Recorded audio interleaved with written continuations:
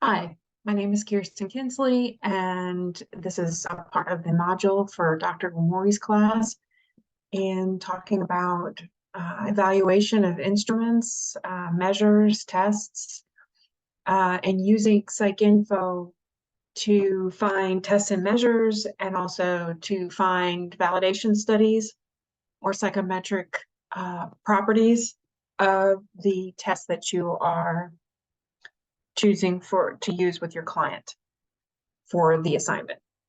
So without further ado, let me get right to it. This is the University Library's homepage. As you know, it's lib.fsu.edu. And then when you are in the new website, you'll see here there's a One Search tab and a Search Options tab. You'll select the Search Options tab. One way to get to PsycINFO is to click on the database search. And then you'll have a search box here to type in PsycINFO, PsycINFO, click on the Go button. And you'll notice there are two selections here that you can choose from. I am going to talk to you today about using APA PsycINFO ProQuest. The user interface for PsycINFO ProQuest, it typically looks like this for any of the ProQuest databases. You can also use the APA version of PsycINFO. It has a different interface that you might prefer, but this one, it automatically defaults to advanced search. And here, let's say I have a client who is experiencing is experiencing postpartum depression, and I want to know if there's a screening instrument out there or a measure of postpartum depression. So I'm going to put here in the first search box, postpartum depression.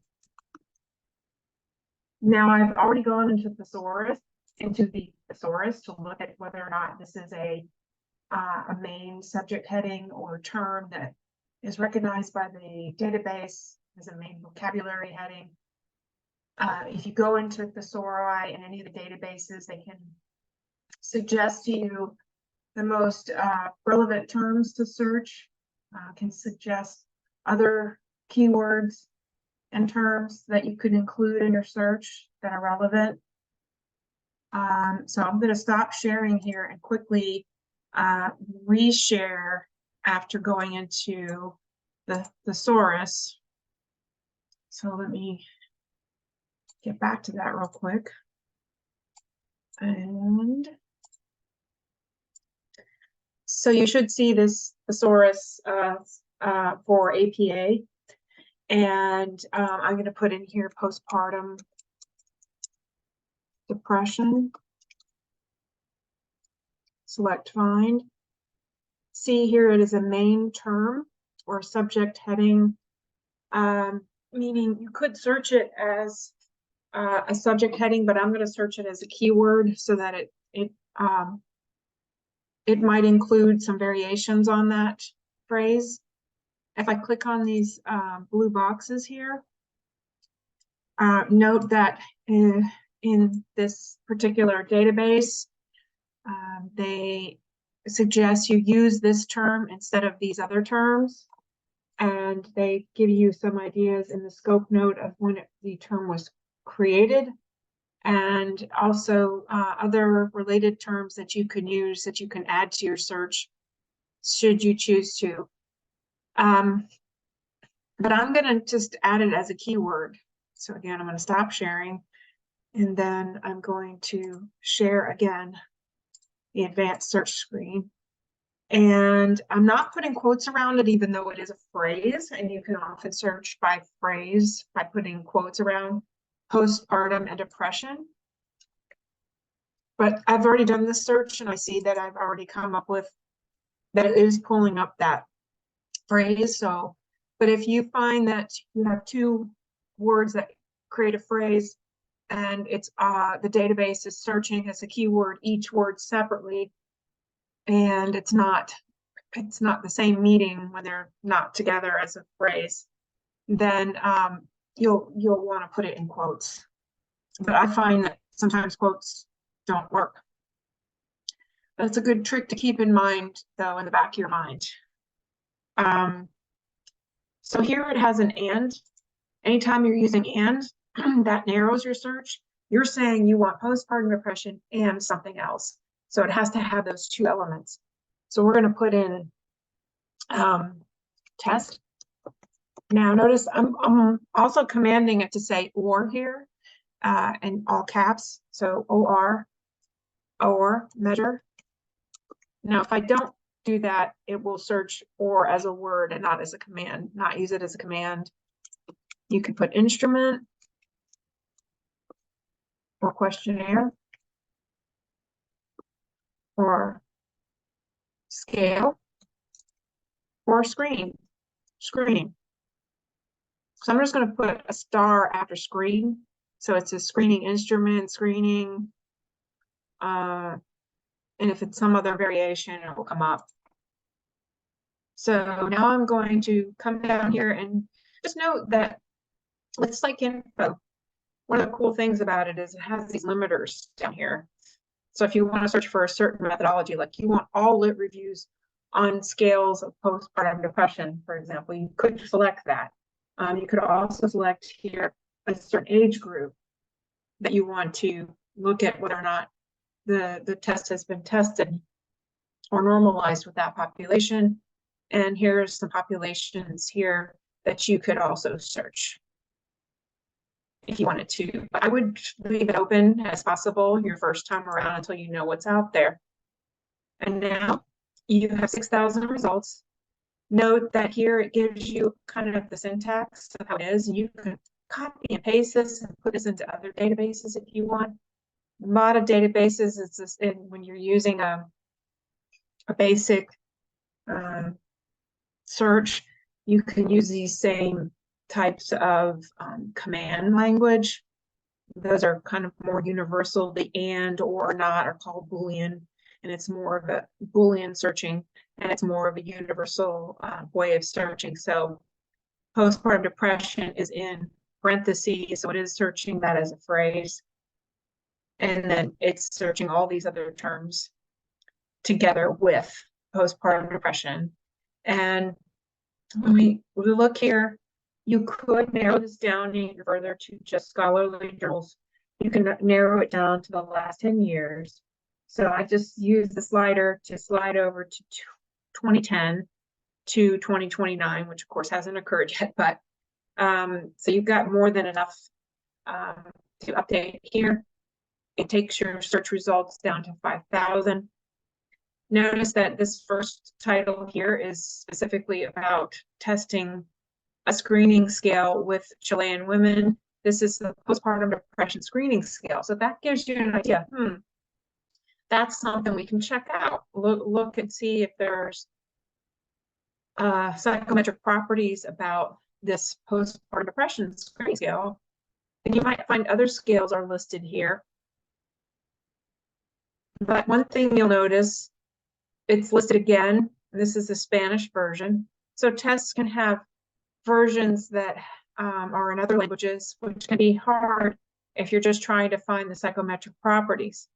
But fortunately for me, number 6 here, psychometric properties of the postpartum depression screening scale beyond the postpartum period.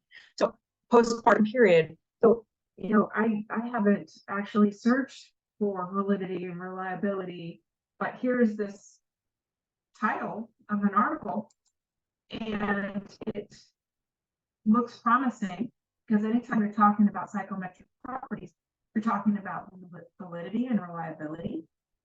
And here's the postpartum depression screening scale. Also, you can search by this acronym, PDSS. So you could do postpartum depression and screening scale or PDSS, and we'll do that in a minute. But I wanted you to see here that in the abstract, if you look at it, it lists your alpha, your high reliability, saying that the alpha symbol here, which Cronbach alpha, sometimes it's spelled out ALPHA. This is already listed here So if we want to pull this up, on the right-hand side, it'll either be get full text or some other way of clicking to get to the PDF. I just, without even going to the PDF, I can see here, this high reliability is here. So it's not always in the abstract, the internal consistency or the alpha of, or the Chromebox alpha measure. So you'll want to open up the PDF file and then do a Control F. Now, if I type in the word alpha as a word, nothing comes up, but we know that it's listed here. So you could copy the symbol for alpha, put it in the Control F command. And when you do that, you can search and you'll see 1 out of 11. And so this alpha is listed number of times. Here, it's listed for your measure that you might consider using as a screening instrument for your client. And the alpha is 0.95, which is really good. And it's looking at, in their data, the internal consistency of the total score was high. So remember, you have different options when searching for reliability. You have internal consistency. You can use the term alpha. You can use the term Cronbach. You can also search by the symbol, or you can search by the word alpha spelled out. If there's a kappa score, which it's kind of more rare to find kappa and alpha together in one article, but if it's a structured interview or you have 2 raters, so kappa is all about inter-rater reliability. So if we did kappa and it doesn't come up, there is a kappa symbol, K symbol, that's specific to the kappa coefficient. But you could also type in inter-rater reliability here. Now I've gone away from searching in PsycINFO, but this is just kind of a review. We talk about this in other modules, I think, and of course, we have our research guide on our library's homepage. Any of the research guides, there's a validation for social work research guide. All right, so this inter-rater didn't show up for this particular article, but I can download it. I can send it to me myself. Over here on the right-hand side, you can see here there's the cite feature. I don't know if this is going to show up, but the cite feature, you would select your APA style that you want, and then you can copy and paste it right into your article. You can also email it to yourself. You can find more sources that are similar to this one. Postpartum depression review, this could be a good one. The other really great thing you can do is you can look at the references page of the article. Over here on the left, you can either look at the references in the PDF, or you can look here at the references, and there may be other ones, especially when you find one really good article. Sometimes you're struggling to find that second article. Sometimes the references page can really be a great boon, a great help to you. And also, sometimes you'll see if I did an FSU symbol to get access to things. Make sure you click on that. Note that you might have to dig down a little deep to get it. Basically, it's saying, hey, there's a way that we might be able to get this for you. Sometimes you'll have to interlibrary loan it if you ever need help with interlibrary loan. There is a module on interlibrary loan included here. So note that you're taken into FSU's catalog, and then your full text availability here, and then you click on the whatever is telling you that if you go there, you can get access to the article. So go back here. If I wanted to modify my search, let's say we've exhausted all the options, and this is now you found, okay, PDSS, that's the one I'm going to search. You can go here to modify search, and we can type in an or here, again, all caps, or PDSS, because that's a command. So it'll search this acronym. I don't think this will make a big difference in what we find, but it never hurts to have the acronym for the test, especially if it's a very popular test that might really help, like BDI for Beck's depression inventory might work too. So instead of the second search line of test, measure, instrument, I'm going to change this to reliability, or validity. Now, if I want validity or validation, I'm going to put a star there. That's going to cover me for validation or validity. Or psychometric. That's going to cover me for psychometrics. That's going to cover me for psychometric properties, which of course are talking about validity and reliability. You could go on and on here. You could put alpha here. You could put kappa or internal consistency or integrator reliability. And I'm sure you can think of other terms to put here. So I want reliability, validity, or psychometric properties about the postpartum depression screening. I think it's screening scale, right? Forgot to add that. So note, I had to add the test name here or PDSS, which I do. Also, one thing I did not point out in my rush to get you a quick video here is over here in anywhere. Note that you're just searching keywords in anywhere, but if you specify what field, like let's say you have to have post-depression screening scale in the title, you could click title here and do a search so that scale comes up in the title. So all the articles here should have that in the title somehow. But again, that looks like pandemic disengagement syndrome scale. So that acronym might bring up other tests that have the same acronym. So you can just make a judgment about whether or not you want to include that. So you can go back and modify your search anytime. And then I got rid of it. So now I'm going to do a search. Let's see what we get. 32 results. That can be really good to manage. You can also save your search and alert. If you didn't save your search here, you can always click on this little icon here over to the right. That you would sign into My Research or create a research account. You can actually save the search terms you use, just in case it gets a little complicated and you don't remember it when you come back to it later and you want to do a search. I have many searches saved within my research account that I can go back to, and I don't have to remember exactly what I input to get the same results. So that can be a really handy. Can also mean that you could click on it and then modify it as you wish. So it saves time, and that's what we're here all about, to save you time. So if you have any questions about using this particular database, know that you can use it alongside others by clicking on this 3 lines here and going to change databases. You could even add to PsycINFO other searches that you can. There's a social sciences premium collection, and that has some social work related databases that are very relevant to your field. So note here, if I scroll down a little bit, here's the social science premium collection, which includes ERIC, which is an education database.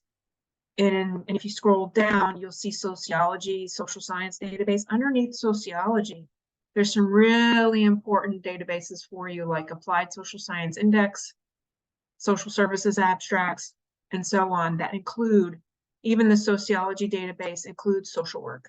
So you might consider adding those to your search if you're not finding anything. And sorry to hurt your eyes there. But good luck with your search. And if you have any problems whatsoever, you know you have Lindsay and I to email. My email, again, in case you forgot, is kkinsley@fsu.edu. Thank you, and I hope this was helpful.